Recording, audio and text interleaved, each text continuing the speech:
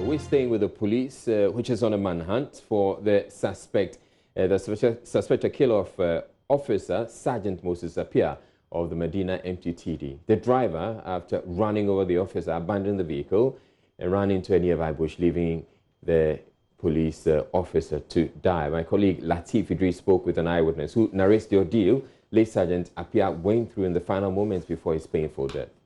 This car was chasing a trot driver. So he crossed the car, the trot driver here, and the driver, the one who just passed away, he get down. So he was trying to open the front door. And quickly, the trot driver put reverse. And that movement, the policeman was standing in front of the car. And he hit. So when he moved reverse, yeah, the officer came in front of the vehicle. Yeah, and from that place he just hit, and the car is the under is very is down. So he hit him there, and he pulled him from here. So pull him from here. I want you to walk from here to exactly where the dragging of this late sergeant ended. So you said it started from here. So after he pulled him from the ground, he joined the road from here. So he pulled him from here and then got onto the main road. This is where from that side to this side. So this is blood. Yes. So it's ended right here. Yes. So this blood we suspect came from late Sergeant Moses Appiah. Exactly. So when it ended right here, what then did you do? And so the other colleague, the policeman, he don't know how to drive. So my colleague, Uber driver, have to take the police car, and we put the Sergeant Appiah inside the vehicle, and we send it to the 37 police officer.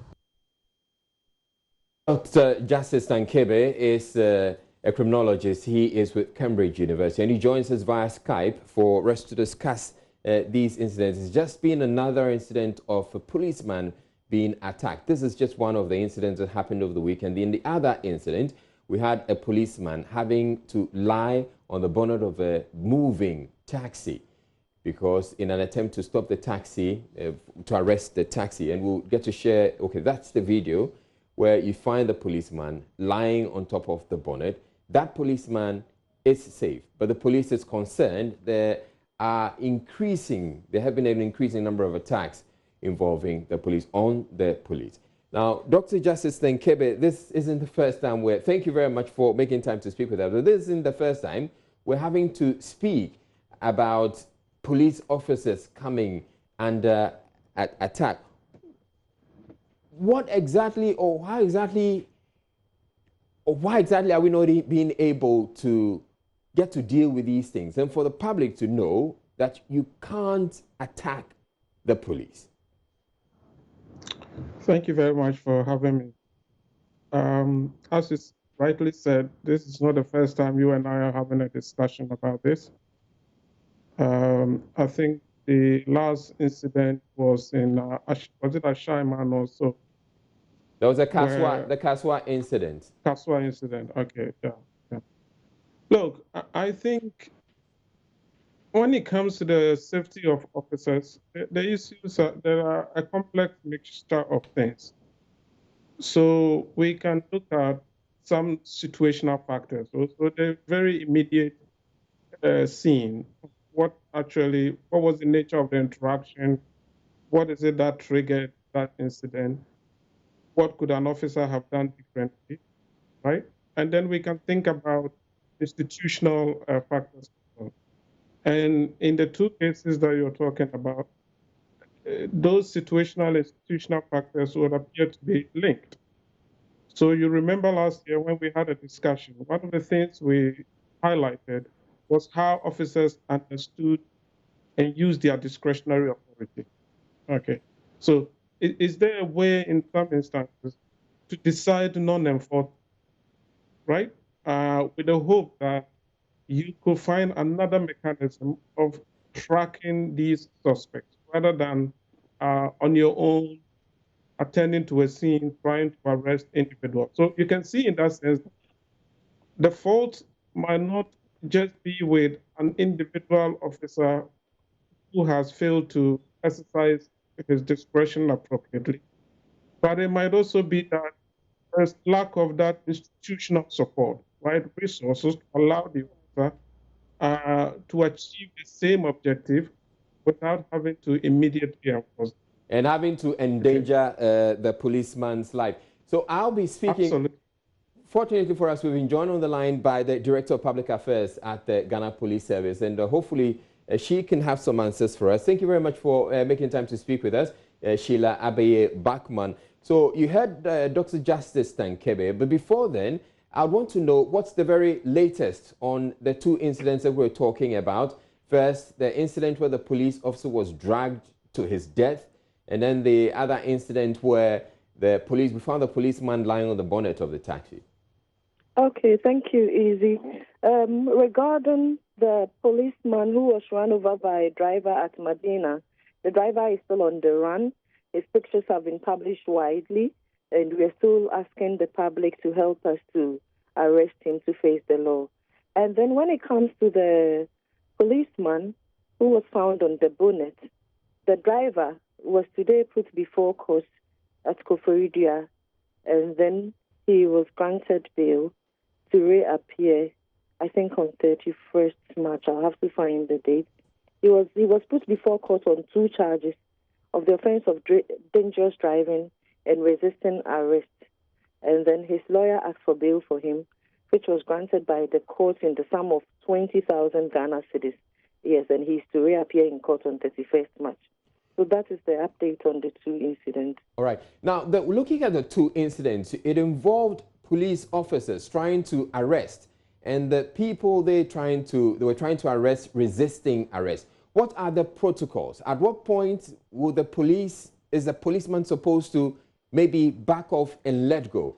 And it fits into the question that Dr. Justice Tankebe was asking, which is it the case that the institutional support is not available for the driver to use, or the policeman to use other means to arrest the driver? And for which reason these policemen are happening to endanger their lives? Easy, let me say that compared to other jurisdictions, we may not have several avenues. For instance, we do not have enough structures to be able to locate people easily with an easy address system. It appears that people can easily change their identification in this part of the world.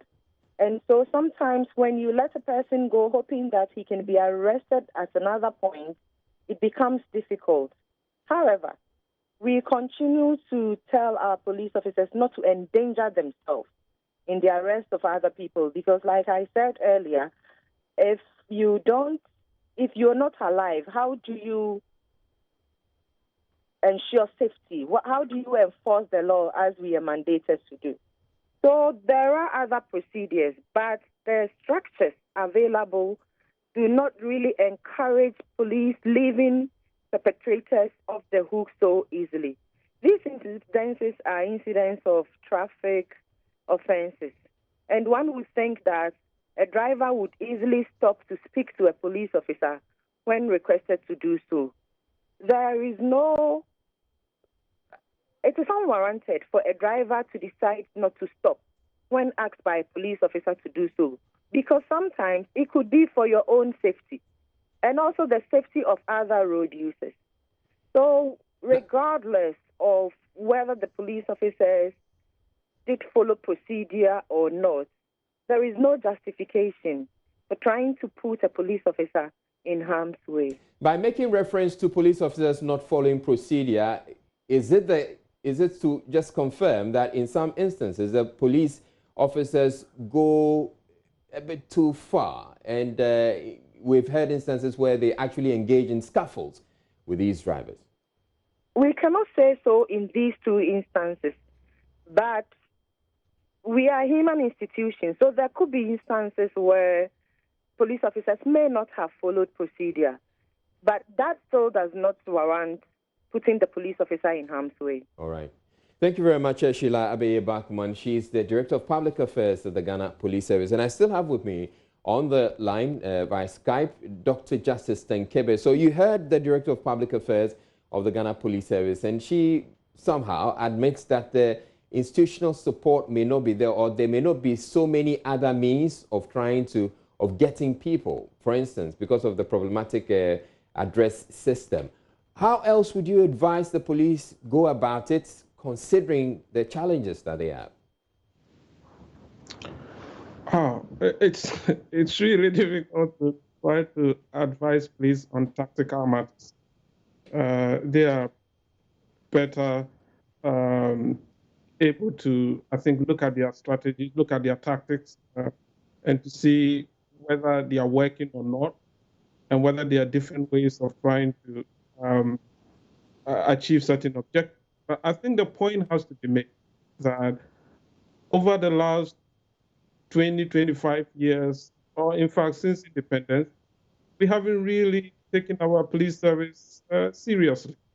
We need to invest in the kind of institutional reforms that are required to allow the police officers who are endangering their lives every day to protect us to be safe, okay? So that, yes, we know work is dangerous, but at least some of those instances where we can avoid needless loss of lives, that can be done. And I think that support is required. Without that support, without a broader strategy to try to think about what the underlying triggers might be and how do we train officers to deal with situations differently, I'm afraid we will continue to have some of these cases, which is deeply unfortunate.